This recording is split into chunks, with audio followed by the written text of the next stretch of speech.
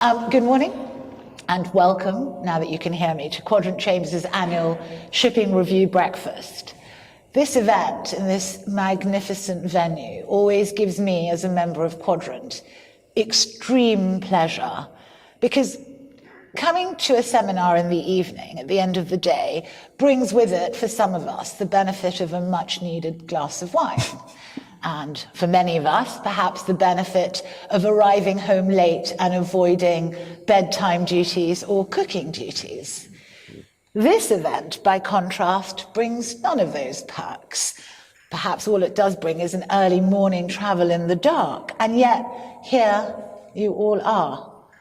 Literally more than 100 of you, just not in the front row. If anybody feels like coming up, we won't bite, I promise. And the extraordinary thing is, you're all here despite having absolutely no idea what any of our speakers are going to talk about. We have long advertised who the speakers are, but we've said not a word about what their topics are. But your presence here in the dark is testament to the quality of the speakers that we have for you, because you know that they are going to be interesting and engaging, and that you will learn a little something, at least, that you didn't already know. Wit and humour at 9:30 in the morning might be asking for a little too much, we'll see, but knowledge and panache you will get from them in spades. The other reason you're here, apart from listening to our speakers, is to meet each other, your colleagues, your clients, your opponents, and to chat and catch up and wish each other well. The plan, therefore, is to give you some more time to do that. And to that end, the speakers are under strict instructions to speak for no more than 10 minutes. And if they hit 12, and I'm going to time them, their mic goes off. After the four of them have spoken, we'll have questions for, say, 10, 15 minutes. And then we'll wrap up, therefore, the aim being in about an hour, so that you'll still have some more time to chat over another cup of coffee. So what are our speakers going to talk about? With 4 shipping cases having gone to the Supreme Court last year, all of them involving one or more of Quadrant Chambers, you might think that we would be talking about those cases. But nah, we've already covered those in the brochures that you've got. Well, there are articles about all of those, so we're not going to bother with those. We're going to talk to you about 4 different topics which are at the very heart of shipping. First up is Chirag Karia KC, who is going to discuss the Star Antares, which resolved a fundamental thorny issue in relation to general average, which has been debated in books and advices for nearly 20 years. In fact, I looked it up. I did one on the very topic 2 years ago, and I'm not going to say which way I leant. Chirag has been described in one directory as, and I quote, a very rare combination of tenacious advocacy and academic excellence. And I can vouch for that because Chirag and I go back a rather long way. We were in the same college together at university, with Chirag 1 year ahead of me. We teamed up for mooting competitions. I think we made it to the semi-finals of the Observer mooting. I think we won the Cambridge one. Oh, did we? Okay. Chirag was obviously the leader and more on the ball, with me being a respectful junior. But I knew from way back then, watching him, that he was indeed and is an astute and effective advocate and a lawyer with great intellect. I'll save him his blushes, and I won't tell you our nickname for him back then. Chirag, over to you. Thank you. Good morning, everyone. So, as Poonam pointed out, I'm going to be talking about the Star Antares, which almost on the 30-year anniversary, 29-year anniversary of both the Congen Bill 1994 and the York-Antwerp Rules 1994, resolved a very vexed question about which version of the York-Antwerp Rules apply under the Congen Bill 1994. Now, to put that question in context, I don't think I probably need to introduce the Congen Bill to anyone in here, but the Congen Bill 1994 in particular is the most widely used bill of lading with charter parties, and if not maybe the most widely use standard bill of lading at all. And as the word says, it's used with charter parties.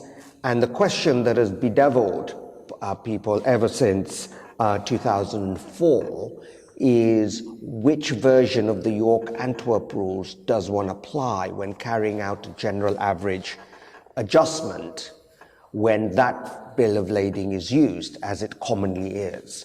And why is that a question? It's a question because Clause 3 of the standard form provides that general average shall be adjusted, stated, and settled according to the York-Antwerp Rules 1994.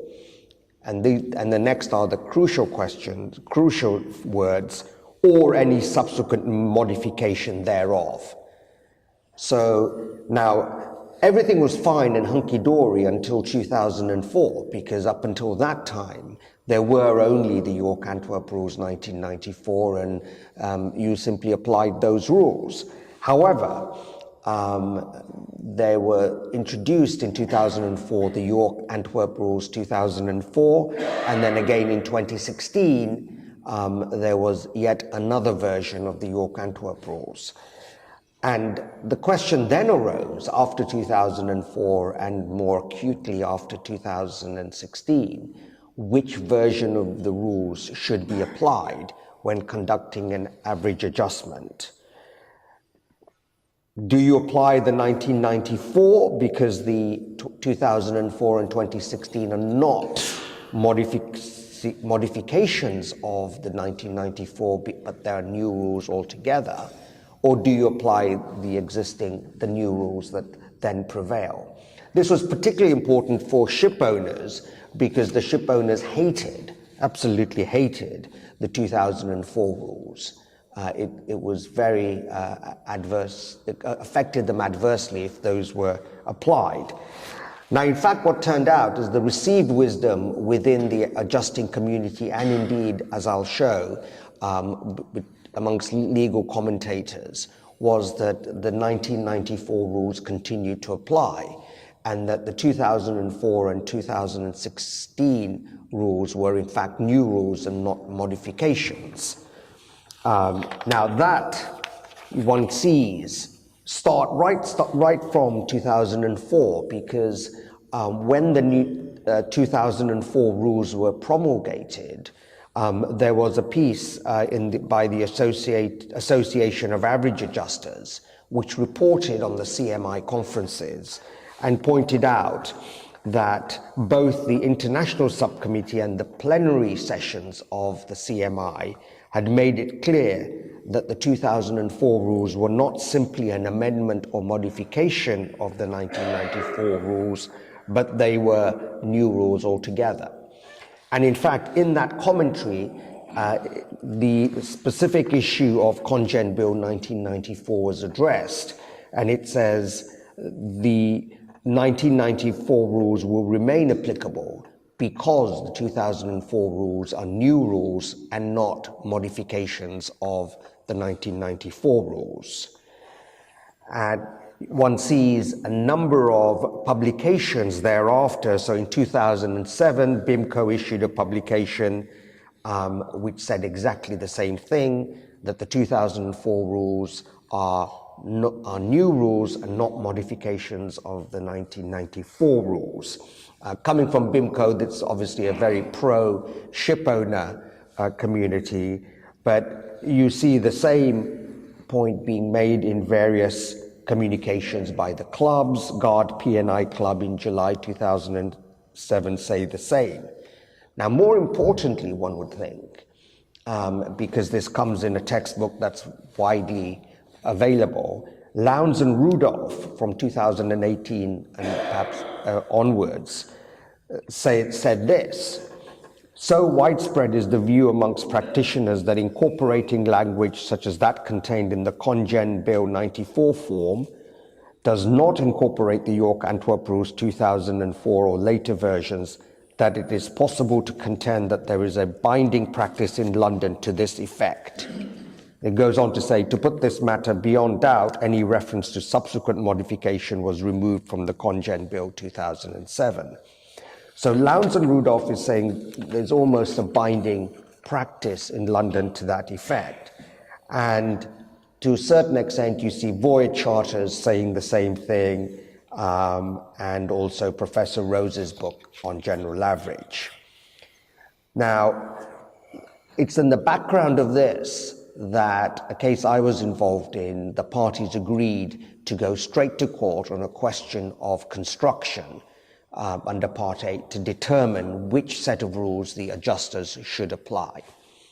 And we argued that obviously the construction of the Congen Bill 1994 should be conducted using the background matrix of fact reasonably known to both parties. There were a number of cases that hold that certainly guidance notes, such as the BIMCO special circulars, can be taken into account when construing standard form contracts. And indeed, there was a decision of the Privy Council that said the market understanding of the meaning of certain terms could also be used to guide the construction of those words. And on that basis, and based upon the documents that I've mentioned, it was argued that the 1994 rules applied. Mr. Justice Butcher disagreed. He held two things. Firstly, most of those documents were not reasonably available to the parties when contracting. Now that's very dubious, at least as far as Lowndes is concerned, and some of the other documents. And secondly, and more importantly, he held that the reasonable person would construe them as being matters of opinion, and therefore something that the court, that they wouldn't pay too much attention to. That again is debatable. But in any event, he held that as of today, if you use the Congen Bill 1994 form, the 2016 rules will apply. Now this creates a big problem, given the practice of average adjusters and the shipping community that has assumed that the 1994 rules apply to adjustments carried out under the Congen Bill 1994. First question is, what happens to adjustments that have been carried out under what we now understand to be the wrong rules? What is their validity? Second question, and the most important question, whereas the 6-year time bar limitation period applies under the 1994 rules, the 2016 and the 2004 rules both have a 1-year time bar from the date of the issuance of the adjustment. Now, you can foresee great problems where the adjustment has been issued under the 1994 rules, let's say 18 months ago, but not all sums have been recovered. Now, of course, those claims against those who have not yet paid their general average share will be time barred. And how does one get around that? And if that is the effect of this ruling, then surely that's going to undermine the fundamental Rhodian law principle that underlies general average, which is, to quote, that which has been given for all should be replaced by the contribution of all. Finally, is how does one get around this for the future? Well, one option would be to delete the text or any subsequent modification thereof in the Congen Bill 1994. Second would be to use the Congen Bill 2007 form, which has that text deleted. The other way, perhaps, of doing it would be to require any general average guarantee or bond, or preferably both, to specifically set out the rules that will be applied to the adjustment. So that takes me to just under 10.5 minutes, and I think I won't be castigated, and I'll pass on back to Poonam. Thank you, Chirag. 10 minutes, 21 seconds I have, so that's the time to beat. Next up we have, oh God, sorry. Next up we have Craig Williams. Now, of course, Craig brings the youth to this panel. I realise with some consternation that he may well have been a mere twinkle in his mother's eye when Chirag and I were at uni together.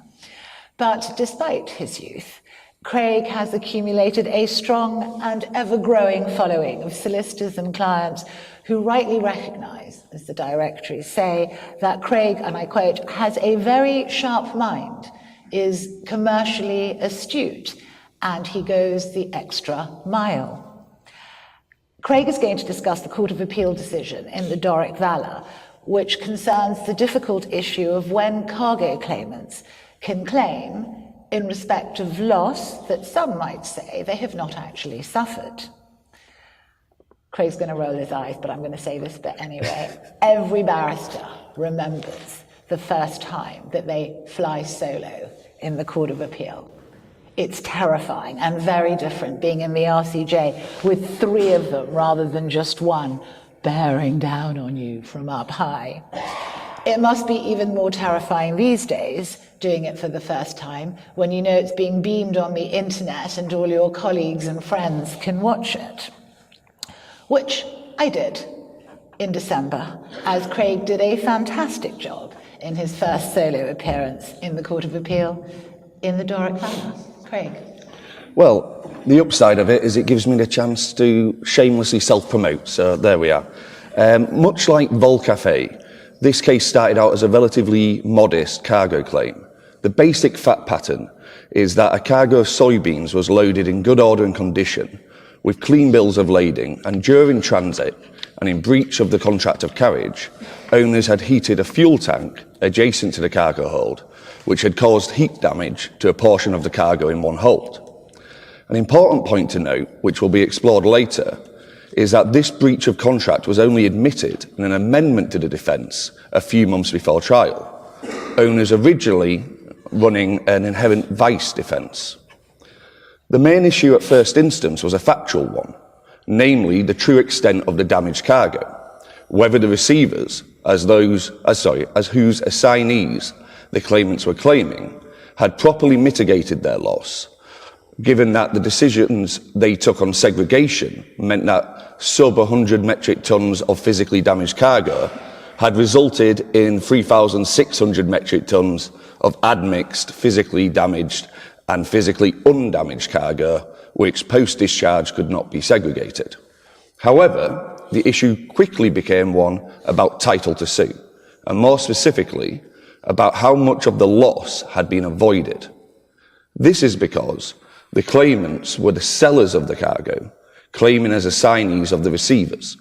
Upon commencement of the discharge and the discovery of the damage, the sellers of the cargo took over the handling of the damaged cargo, or the admixed physically damaged and physically undamaged cargo, trucking it to a different warehouse and arranging the salvage sale.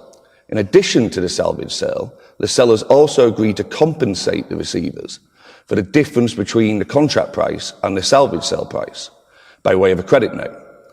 Only much later was a written assignment executed. So what is the effect of the payment by the sellers to the receivers prior to the assignment? Did that count as making good the receiver's loss and therefore diminishing the seller's claim as assignees of the receivers? I.e., was the payment a benefit derived from mitigation which avoided the loss, or was it a collateral payment like a payment from an insurer? This was answered in relatively short order at first instance. The Baltic Strait, which one of my leaders in the back was seen as authority that a bill of lading holder who has purchased goods may recover full damages for breach from a carrier under the contract of carriage, despite making recovery from the seller by way of a settlement under its sale contract. Recovery under the sale contract is not something for which the bill of lading holder has to give credit when claiming against the carrier. This was the issue that was appealed. Now, a quick refresher on the legal principles of collateral payments. In Swinson and Loic Rose 2017 case, Lord Sumption held that whilst the general rule is that loss which has been avoided is not recoverable in damages, there is an exception for collateral payments.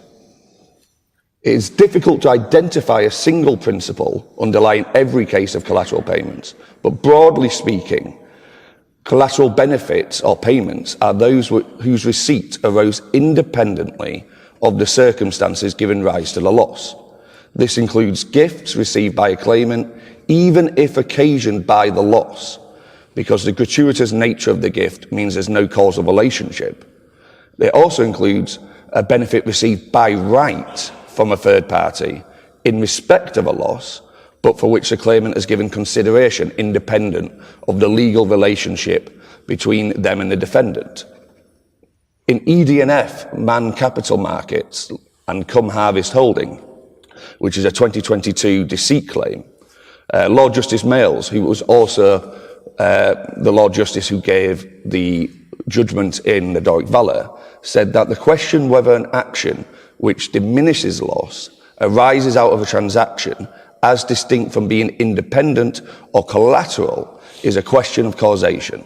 What matters is the effective or proximate cause of the receipt of the benefit.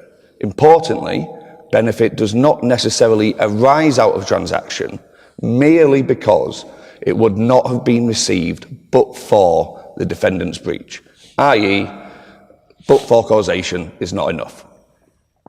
Now, those are the general principles. In the context of shipping law, there has been a clear and well-established principle known as the full damages principle. This is since R&W Paul against National Steamship nearly 100 years ago.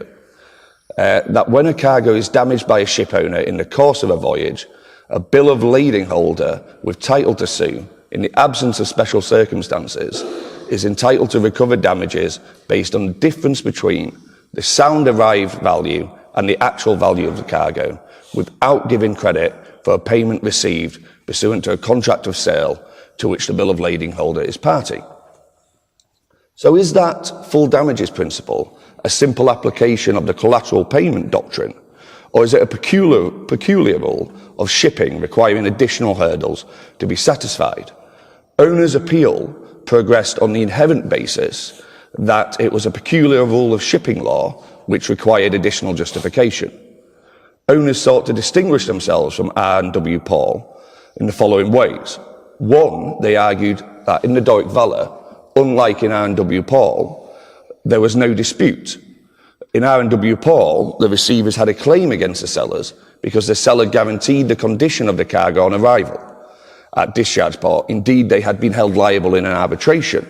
However, in Doric Valour, the sale was on CIF terms, with risk passing at load port and with quality finally determined at load port. So the sellers had no apparent liability to make payment to the receivers. The Court of Appeal considered this to be a distinction without difference, as it still meant that the payment was received by reason of some other transaction, i.e. the sale contract.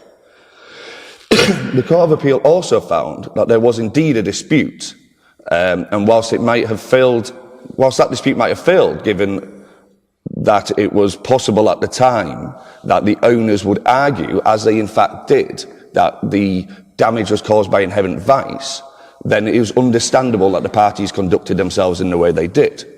Now, though the Court of Appeal didn't go into this point, it must be correct that it doesn't matter whether the receivers would have won their claim against the sellers, because otherwise one would have to have a mini trial in every case where there is a settlement under a sale contract. The second distinction was that in R.W. Paul, it was a representative claim, i.e. it was brought in the capacity of the bill of lading holder to account to its seller for any damages received from the ship owner. However, this was also dismissed as it had been made clear that the liabilities of the parties inter se to the sale contract had no effect on liability of the ship owner. In any event, such an obligation to account is simply theoretical in most cases, as normally a cargo insurer will pay out to the cargo interests and then bring the claim on a subrogated basis. The second shipping case that was considered was the Sanix Ace. This was a case where risk had passed to receivers, but title remained with the sellers at the time of discharge. Owners relied upon this case to say that it somehow restricted R&W Paul to mean that the full damages principle is only applicable when the cargo interest suing owned the cargo at the point of damage. On that basis, they argued that the Baltic Strait was wrong in extending the full damages principle beyond that situation. This was rejected, as whilst there was consideration in that case, i.e. R&W Paul, of how the plaintiff acquired property in the cargo, that was because of the statutory framework which was applicable at the time. Indeed, that makes a lot of practical sense. Much like the issue of requiring a claim against the sellers or buyers to have merit, if a collateral nature of a payment were dependent upon whether the claimant had property in the goods at the time of the damage, this would undermine the certainty of the rule, given the difficulties that are often faced in determining the precise time of in-transit damage and the common practice of multiple sales during transit. It would once again result in mini-trials to establish who precisely owned the cargo at the precise time.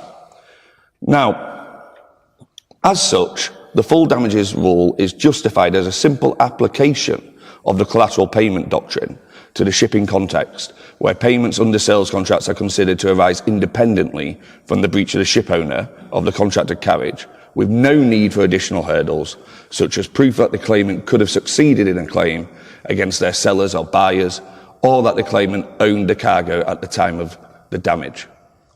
Thank you. Thank you, Craig. I think you left out an important thing. Were you the winner or the loser? Always the winner. Come on. Next up is Tom Macey-Dare KC, who's going to talk about the limitation conventions. The importance of limitation in shipping is enormous, and Tom will talk about that. And I think we can trace back limitation principles to about 1733. Michael's shaking his head. Wait for question time and tell me why I've got that wrong. Actually, don't. Let's not go into it. And certainly limitation by reference to tonnage to about 1862. Whenever exactly limitation started, we can be certain that shipping has changed an awful lot since then, and of particular relevance for present purposes with the emergence of containers, with the liner trades, and with now a myriad of different contractual arrangements that parties enter into, not just the straightforward, simple charter party arrangement. Tom's going to steer us through some of the difficulties that arise marrying the limitation convention wording with modern day shipping practices, including, as discussed in the recent case of the Express Pearl, and also, as will be discussed in 27 minutes or so, as the Supreme Court hearing in the Flaminia kicks off this morning. Now, there were so many fantastic things that are said about Tom in the directories that I was struggling to pick just one or two. And it's the range that's so impressive. Tom is praised for his specialist admiralty knowledge, but the directories then also discuss how his style is particularly effective in arbitration. His ability to digest hugely complex technical issues is another feature that is much discussed in the directories. But I think my favorite is the succinct description of him as an excellent lawyer who is commercial, calm, and unflappable. Because I do honestly think, Tom, that in the decades that I've known you, I've never seen him anything other than measured, calm, concise, and totally in control. Over to you, Tom. Thank you very much. As Poonam said, I was planning to talk to you about two recent cases on tonnage limitation, the Express Pearl and the MSC Flaminia. But as I only have 10 minutes, I'm afraid I'm going to have to leave you to watch the live feed of the Supreme Court in the MSC Flaminia if you want to learn more about that. And instead, sorry, can you all hear me? We can now. Even better? Okay, I'll leave it there. I'm going to focus instead on the Express Pearl, which, as you may know, is a very recent decision of Mr. Justice Andrew Baker in the Admiralty Court. Judgment was handed down just last month. And the issue in that case, put very succinctly, was who is entitled to limit. Let me start off with a quick primer on the 1976 Limitation Convention. I'm sure that you all know it backwards, but it's always worth just running through the salient points just so they're in the forefront of your minds. The convention is currently incorporated into English law by the Merchant Shipping Act 1995, and it gives a ship owner, just make a mental note of that word, it gives a ship owner the right to limit its liability for all claims arising on a single occasion, for example, a single occasion of a large container fire on a ship, provided that those claims fall into certain categories, and those categories are set out in Article 2 of the Convention. Who is a ship owner for the purposes of the Convention? Well, that's covered by Article 1.2, which says that the ship owner is the owner, obviously, the charterer, that's the important one, and the manager and operator of a seagoing ship. And as we shall see, the expression that causes all the trouble is charterer. In recent authorities, people who fall within that definition of ship owner and those for whom they're legally responsible have been described compendiously as insiders, and that's quite a useful way of terming those. I mentioned that the right to limit only applies to certain types of claims set out in Article 2.1 of the Convention. And the most important category is in Article 2.1a, which covers, among other things, claims for loss of or damage to property occurring on board or in direct connection with the operation of the ship, and consequential loss resulting therefrom. And if you go away and watch the MSc for me, you'll see that provision is really at the heart of the appeal to the Supreme Court. A couple of other provisions to mention. Article 9, that provides that the limited liability under the Convention applies to the aggregate of all claims against each and every insider. And Article 11 provides for the constitution of the limitation fund, which can then be distributed amongst claimants. And it says that where a fund is constituted by an insider, for example, a ship owner, or a charterer, or their insurer, that fund is deemed to have been constituted by all the insiders. So if the registered owner establishes a fund, then the charterer can rely on that fund was established by him, and vice versa. So one more preliminary matter to touch on before I look at the express of the club itself. The question arises, why does the Convention include charterers in the definition of ship owner? Why does it allow charterers to limit their liability? The answer, according to Court of Appeal in the CMA Jakarta, is that furthers the objective and the purpose of the Convention, which is to encourage the provision of international trade by way of sea carriage. And the reason is the Convention achieves by limiting liability, and liabilities include very often liabilities for cargo claims. Cargo claims these days very often arise in respect of goods carried under bills of lading, which are issued not by the registered owner or bareboat charterer, but by a time charterer or even a voyage charterer. And this is particularly common in the containerisation trade. And so the reason is if a charterer who issues charterer's bills is sued, he must be entitled to pass on that liability to the ship owner. The ship owner can limit his liability. If the charterer can't limit his liability, then he'll end up getting stuck with the balance of the claim. And that's regarded as not conducive to the object of the Convention, which is why the Convention allows charterers to limit.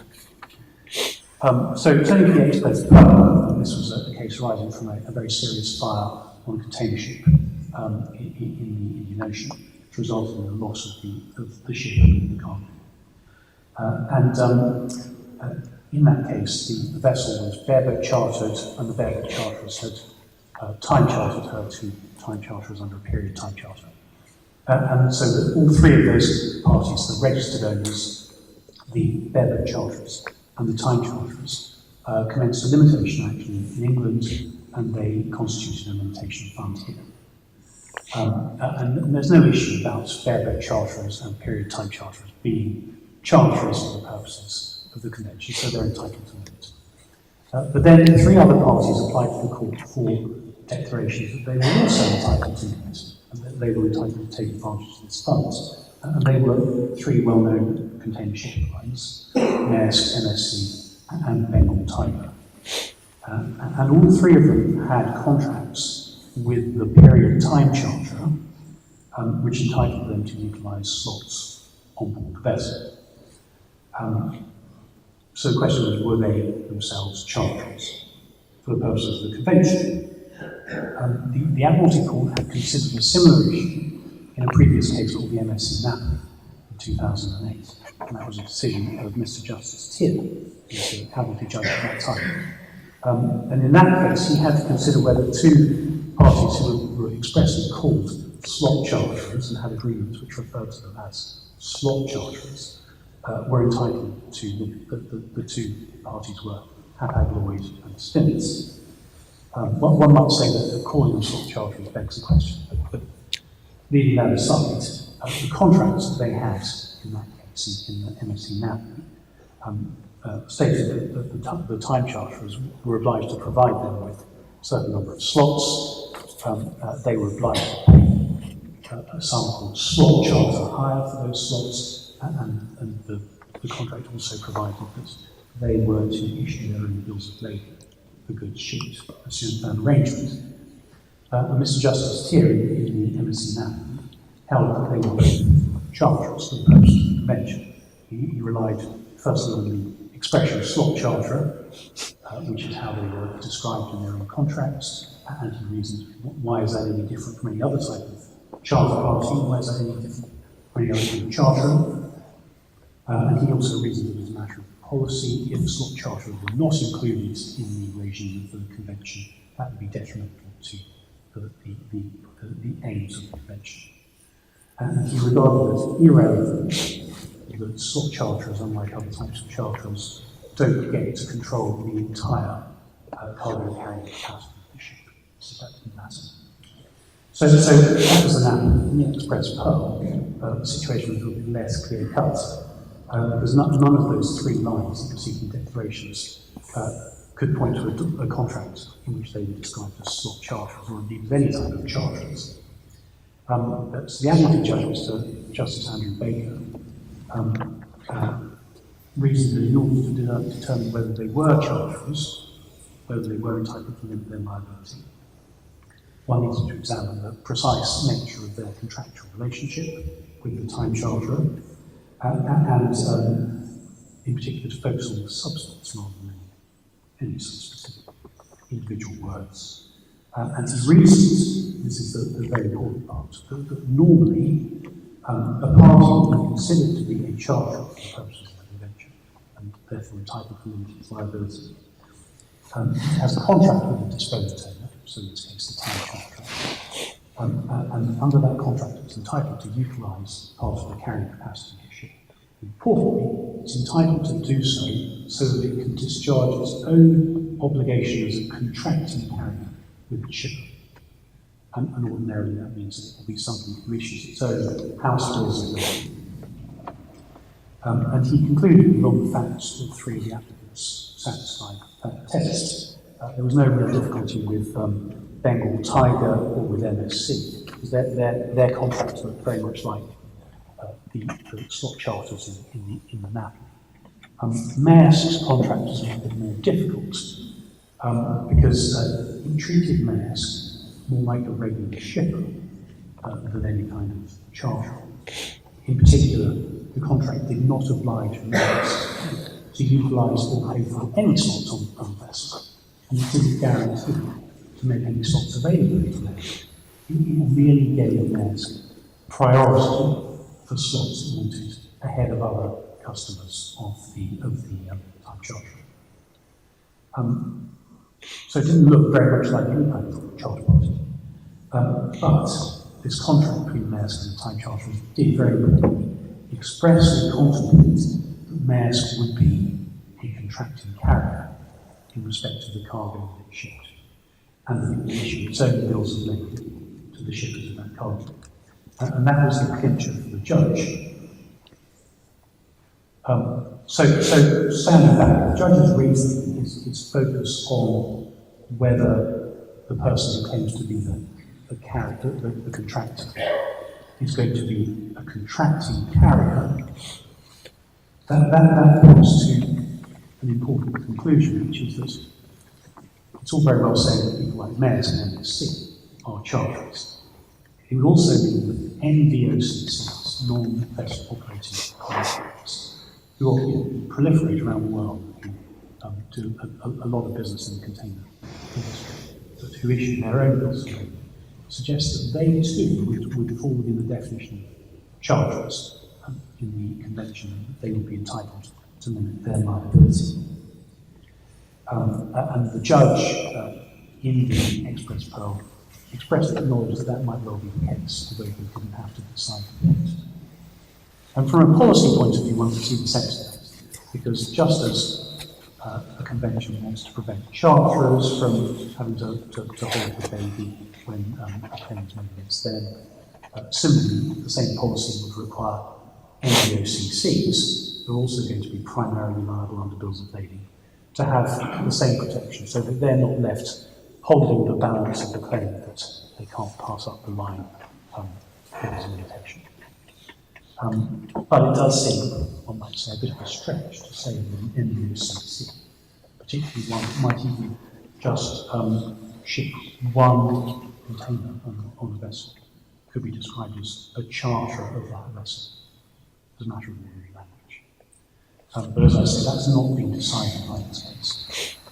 So that's a very, very quick. I can see Poonam is about to tell me to shut up, so I will do so. Thank you. Thank you, Tom. Last but not least is James Tanner KC. James is going to do a review of various regulations, some already in place and some to come into force, where the common theme is, to put it broadly, a concern to protect the environment. And I honestly think there is no shipping barrister in the United Kingdom who knows more about all the initiatives and rules that have been put into place and that need to be put into effect in order for the shipping industry to improve its environmental footprint and meet its global responsibilities.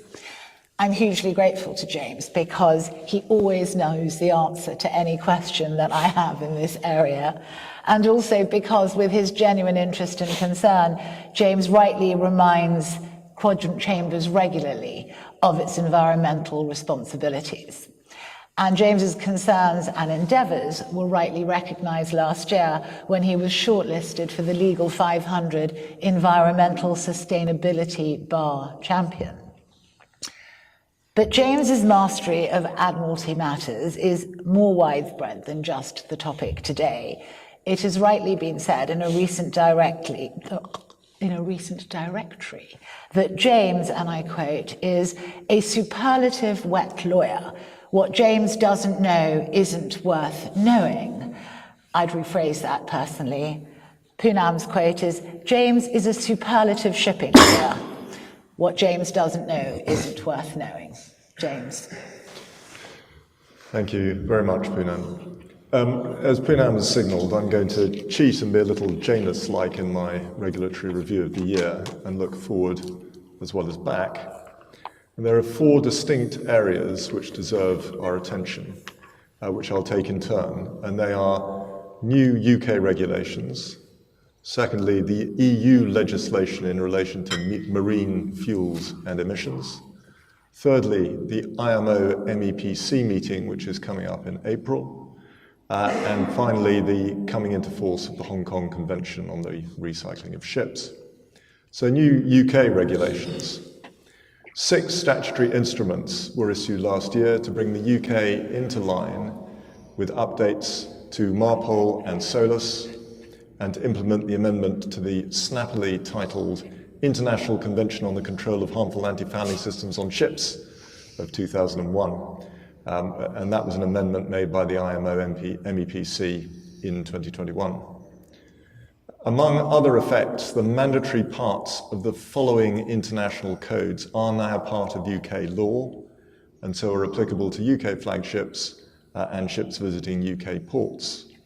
And they are the Maritime Solid Bulk Cargoes Code, IMSBC, the Safe Carriage of Grain in Bulk, known as the International Grain Code, but not shortened to the IGC code because that's the construction equipment of ships carrying liquefied gases in bulk code. There is the Maritime Dangerous Goods, the IMDG code, construction and equipment of ships carrying dangerous chemicals in bulk, the IBC code, and the, I can't pretend that this features regularly in my in-tray, but the safe carriage of packaged irradiated nuclear fuel, plutonium, and high-level radioactive wastes on board ships, the INF code.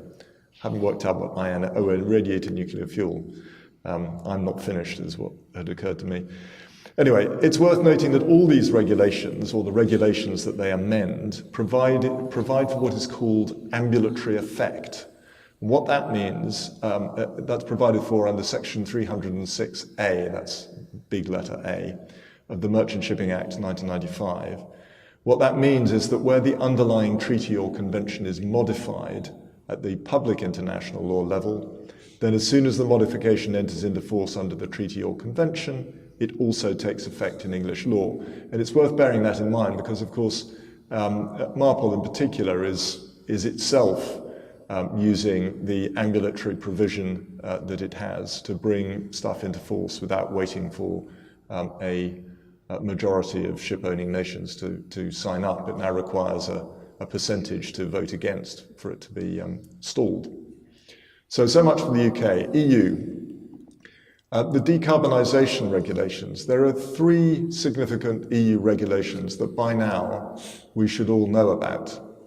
And all 3, it's worth bearing in mind, operate on a calendar year basis.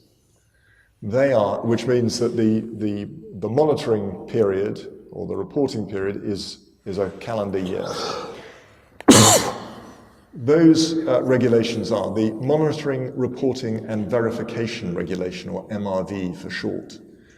The MRV has been around for a decade now and requires a ship's document of compliance holder, that's the ISN doc holder, to monitor and report the ship's emissions over the preceding calendar year and have them verified by an accredited verifier. Sidebar, I had an interesting instruction about this time last year where a verifier was being sued or threatened with an action by the emitter because some formula in a spreadsheet had been missed, and so there had been an under-declaration of emissions. So there's an interesting line in sort of professional negligence type work. Returning to my theme, originally under the MRV, the only emissions that had to be verified were CO2, but from the 1st of January last year, nitrous oxide and methane were added to the scheme. Methane, you all know, is also LNG, and when you carry LNG, you have methane slip. You inevitably lose methane to atmosphere, and so that now has to be declared. Originally, the MRV didn't apply to smaller vessels and offshore ships, although nowhere did it define what an offshore ship was, but that changed with effect from the 1st of January this year. The MRV is the bedrock of the other 2 regulations. The first of those is the EU's emissions trading scheme. In essence, this requires emitters of greenhouse gases to surrender an allowance known as an EUA for every ton of greenhouse gas that they emit. The ETS was extended to shipping on the 1st of January last year. It's being phased in so that ship owners only need EUAs for 40% of last year's emissions and will only need EUAs for 70% of this year's emissions, but from next year it will be 100%. So the reporting phase of the first year of application is currently underway. Shipping companies should have reported their figures to their verifiers by the end of last week. So now is the verification phase, and then there'll be a reporting process. And it's all done, I think, by September. Now, shipping companies have to buy their EUAs, unlike some other industries. There's no free issue. But there are 2 features of this regulation that are peculiar to it and that we need to know about. The first is that the shipping company to which the regulation is directed does not have to be the document of compliance holder. But if it isn't, it can only be the registered owner of the ship. It can't be a bareboat charterer. It doesn't require much to realize that that could cause some issues. The second is that the member states, remember those, we used to be one, are obliged to ensure that owners are reimbursed by time and, in some cases, voyage charterers.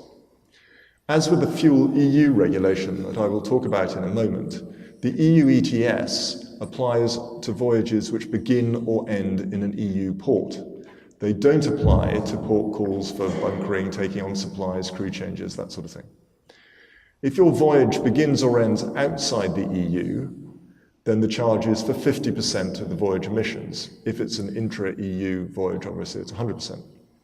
There is an anti-avoidance measure to stop cargo being transshipped just outside the EU, so that only a very short voyage in is involved. Now problems, we like problems, problems are liable to arise where ships are sold during a monitoring period. Both seller and buyer will have an interest in ensuring that their respective liabilities under the scheme are properly regulated in the sale agreement.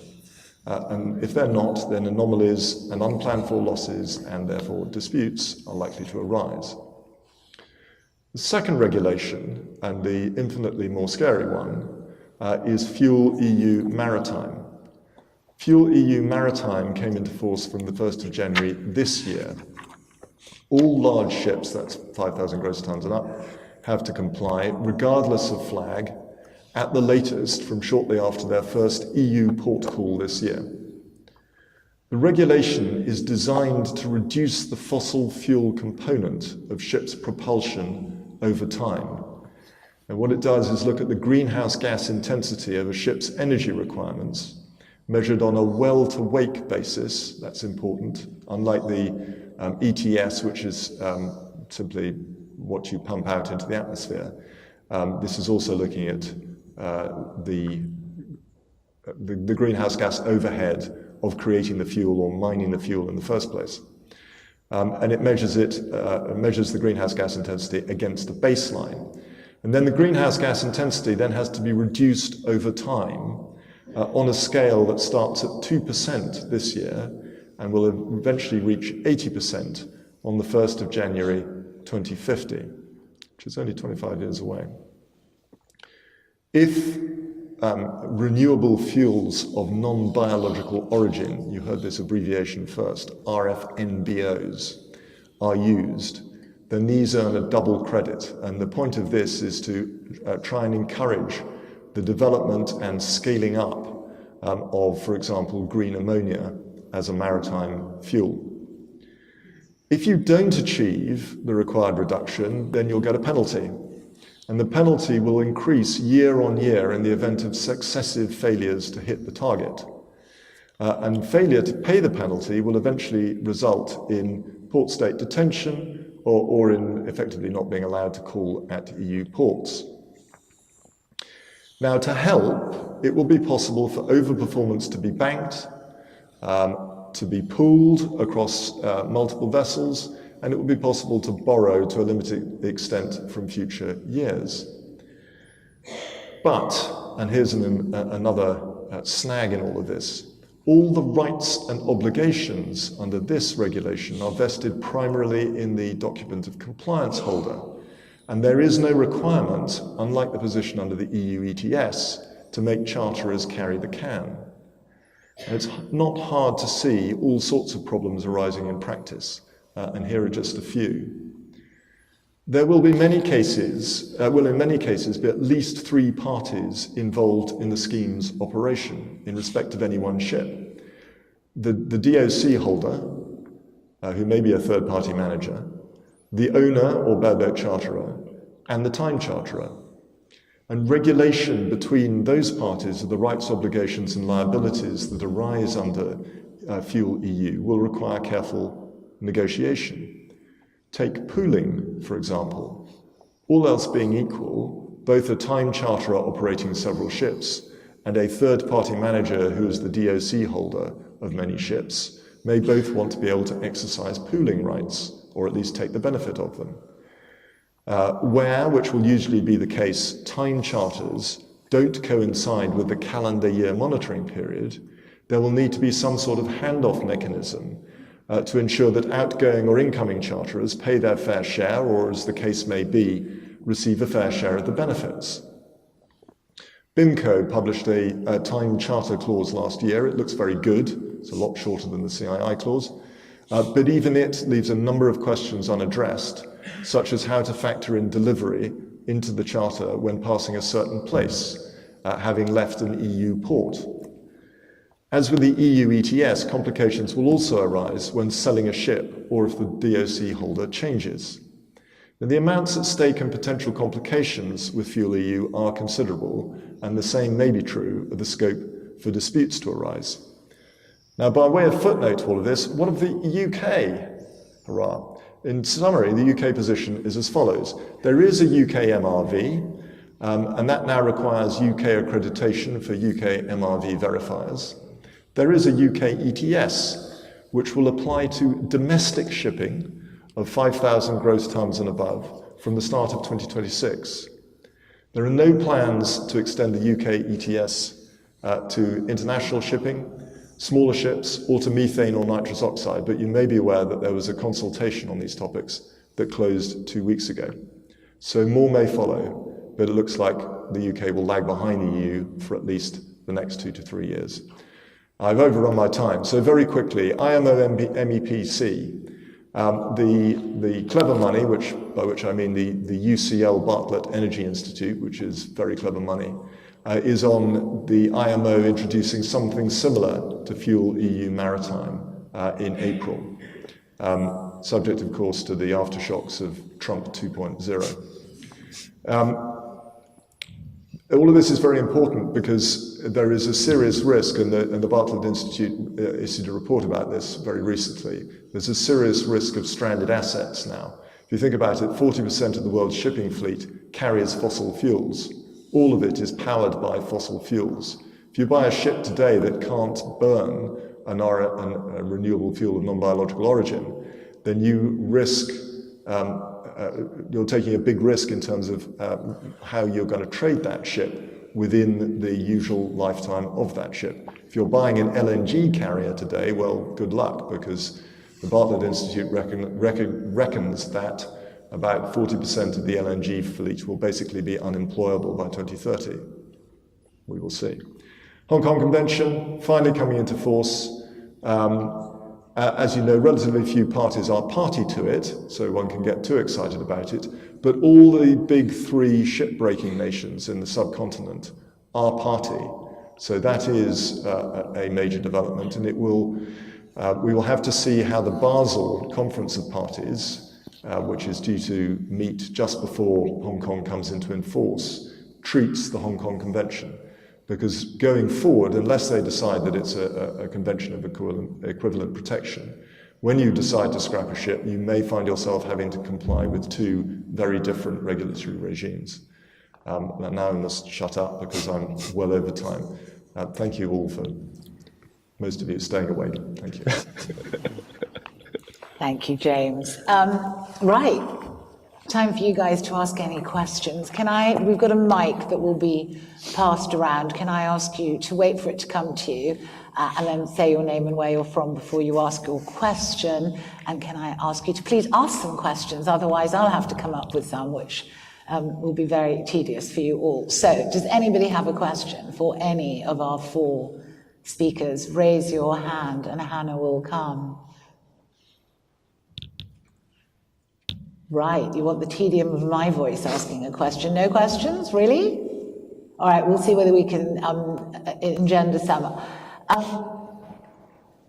Chirag, I'm going to ask you about adjustments, but I'd be interested if anyone has any experience since the decision of people saying that adjustments have been done under the wrong rules and that they are invalid or need to be redone. Is that happening in the market? It seems to me to be a very fertile area for disputes. And Chirag, if an adjustment's been done under the 94 rules, in accordance with the thought processes in the books, and now it's known that was wrong and it should have been done under a subsequent modification of the rules, can you just do a new one and replace the old one, or is there a problem with time bar or trying to do a new one? How does it work? Any clue? Well, the answer to that is we don't have an answer as yet, and no doubt there will probably have to be some litigation on that. The question is whether the adjustment that has been carried out, we now know under the wrong rules, is thereby invalid, or whether it's simply an adjustment that you've made some mistakes in. Obviously, the party that has not paid its fair share of GA will rely on the correct rules, the 2016 rules, to say any claim is time barred, and you can't divest it of that time bar defense by simply redoing the adjustment under the correct rules. The owner will no doubt want to argue that it was done under a mistaken belief, accepted by the whole market, that the 1994 rules are applicable and that it is therefore entitled to carry out a proper and valid adjustment. So the question is going to be is whether an adjustment carried out applying the wrong rules is thereby invalid, I suspect.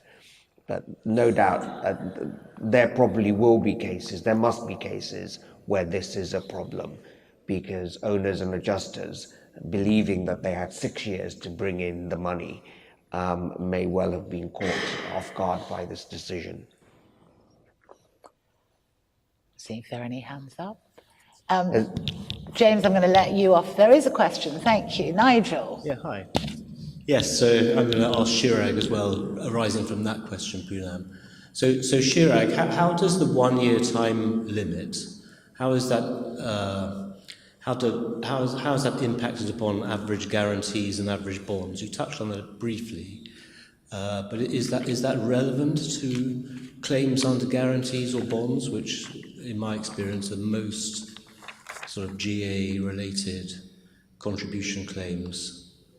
Yes, I think the answer to that is yes, because, for example, the Lloyd's average bond provides that the party will pay under an adjustment prepared in accordance with the provisions of the contract of affreightment governing the carriage of the goods. So it refers back to the bill of lading. Similarly, the Lloyd's average guarantee guarantees the payment which may hereafter be ascertained to be properly due in respect of the said goods. And so again, the question of the obligation to pay is then delegated back to the bill of lading. And that's why I said one way of circumventing this problem is putting into the guarantee and the bond the specific rules that you want to apply, and particularly if that's the 1994 rules. Thanks, Chirag. Turning then to limitation, Tom, you mentioned that Mr. Justice Baker in his judgment hinted that he thought it was probably right that NVOCCs would be able to limit. Is that right? What's the rationale? Because it doesn't feel much like a charterer. Well, the rationale is that I mean, you're right. There is a tension between identifying NVOCC as a charterer and the ordinary English language. And I think what one has is the same dynamic that one gets when one looks at questions of contractual construction, and you've got the ordinary language of the contracts, and you've got the business content purpose, and the same principles of construction, slightly different terminology, arise in construing the convention. So you've got on the one hand the word charter, which people generally understand what that means, and on the other hand you've got this object and purpose of the convention, which indicates that anybody can contract to the carrier, which would include an NVOCC, should be entitled to limit. And there's that tension, there's an inherent tension. And it seems that for the moment, according to Mr. Justice Andrew Baker, the purposive approach to construction has won out. So one would expect that if an NVOCC did apply now, the declaration that would be entitled to limit, it would succeed. But one has to also mention that in the Express Pearl and also in the Embassy Nap, in both cases where these slot charterers were applying the declarations that they were entitled to limit, those applications were not opposed. So we haven't really heard a fully developed argument as to why they shouldn't be entitled to limit.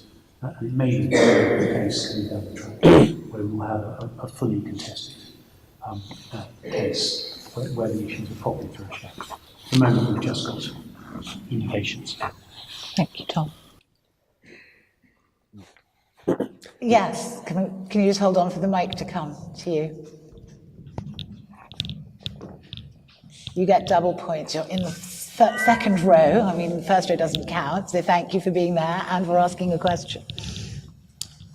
Thank you. Neil Henderson, Guard. James, question for you on EU regulations. We've got the EU ETS, Fuel-EU Maritime. There are the BIMCO clauses, there's the bespoke clauses that owners and charters are coming up with. Where there is no clause, and particularly Fuel-EU Maritime, how do you see owners trying to share some of the pain with charterers? Is this an implied indemnity situation or something else? And I suppose the same with the EU ETS. Well, with the ETS, the member states at least, although whether it translates to English law is another matter altogether, under the ETS regulation, the member states are mandated to put something in place to make sure that time charterers pay. So that gives you something at least. But the wider question, I think, it's all going to turn on the terms of the charter party. Boring answer, and one will have to look very carefully at the language of the bunker clause or clauses, because I tend to find that there are quite a few clauses dealing with bunkers these days. And it will, I think, come down to, apart from anything else, a sort of the readiness of arbitrators and courts to accept that the cost of this should be shared. So implied indemnity would be one possibility. Something analogous to a safe port. When you put fuels on board of a particular type, are they exposing the ship directly or indirectly to a penalty? Is another possibility. Where I see real complications, I mean, it's complicated. It'll be complicated enough to establish the liability in the first place. But where I see real complications is with causation, because if you've got a relatively short time charter, then prove to me that my putting ordinary fuel oil on your ship caused the double penalty that you got from the EU.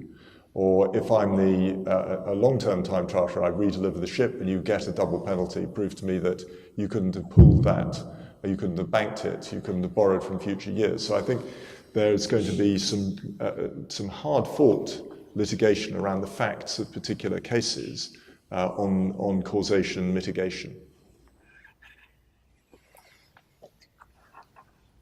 Yes, we've got another question there. We're going to take that one and then maybe one more after that, and then we're going to wrap up, because I said you've got to mingle and chat.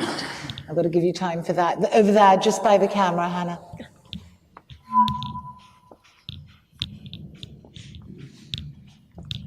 No pressure, Hannah. Take your time. Good morning, everyone. My name is Andrei Sholani. I'm with Floyd Zadkovich, and I have a question to James. James, thanks very much for giving the overview of various decarbonization measures. And my question is with respect to Fuel-EU, and in particular to the various flexibility mechanisms. One of them is pooling. One question that has recently come up in discussions with a client is how the pooled compliance balance is allocated between the members of a given pool. So the the regulation, I think it's Article 21.8, if memory serves, says that the verifier shall record the pooled compliance balance, but it doesn't actually say that members can decide how that will be allocated between them. So, what's your reading of that provision? Thank you. That's a good question. I've no idea. I think those are sorts of questions which are probably going to be litigated up to the European Court, and the intention will be, I think that the intention will be that a ship which has overperformed, so has managed to reduce its greenhouse gas intensity, may well be entitled to keep all of that benefit, and only the extra the benefit that it doesn't need can be pooled. But that's a murky and difficult question. One of the features of pooling, I think this is right, is that you have to have registered your pool reasonably well in advance. But that's, again, the sort of fine detail which those who are actually having to operate this scheme on a daily basis, rather than those of us who are lucky enough to come up and pick up the pieces afterwards, in the first instance, will have to grapple with. Thanks, James. Right, time for some more coffee, but just before we go, I'm going to ask Craig whether he's getting his first solo Supreme Court appearance, or what's happening with the case. So the owners have applied for permission to appeal to the Supreme Court, so I may well be back here next year telling you the same story. Hopefully I won't. They've applied on 3 grounds. First, that the Sanix Ace is wrong, and there's no justification in principle for a cargo claimant being in what they say is a special position and able to claim full damages from a carrier, disregarding any recoveries made. They say that whatever pragmatic advantages such a rule might have had before the passing of COGSA 92, it no longer has such advantage. In my view, that's wrong. One, because if the full damages rule is truly simply an application of the collateral payment doctrine, then it doesn't need any special justification. It doesn't need any special pragmatic advantages beyond simply arising independently from the breach. 2, it's a little bit cheeky because they abandoned their argument that the Sanix Ace was wrong in their oral submissions in the Court of Appeal.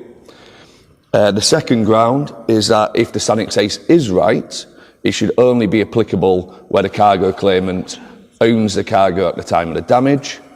In my view, as I said earlier, that's wrong. It's going to create massive uncertainty. It's not what R&W Paul says. And then the third ground is if the Court of Appeal was wrong to conclude, the Court of Appeal was wrong to conclude that the principle in the Sanix Ace applies where the cargo claimant recovers under a transaction which was concluded after the carrier's breach. There's apparently no authority or principle to support such an extension. Once again, that doesn't work. If you look at the justification of it, is that the settlement of the rights asserted under the sales contract happened after the breach. But of course it is, otherwise there wouldn't be a settlement. In the same way as indemnity insurance payments are made under settlements under the policy which arises after the loss. So if you're going to assert that as a principle, you're going to undermine the entire indemnity insurance industry. So I don't think it'll get permission, but if it does, I'll see you all again. We can have a chat, see how it goes. Thanks, Craig. Right, all that's left is for me to thank our 4 speakers enormously, and also to thank all of you, not just for coming today, for which we are very grateful, but also for all your support of Quadrant Chambers. It's been another fantastic year for us, with lots of interesting, tricky, and fun work, working with lots of different people. And we just want to thank you for all your support of Quadrant Chambers. And a round of applause, please, for my 4 speakers today. Thank you very much indeed.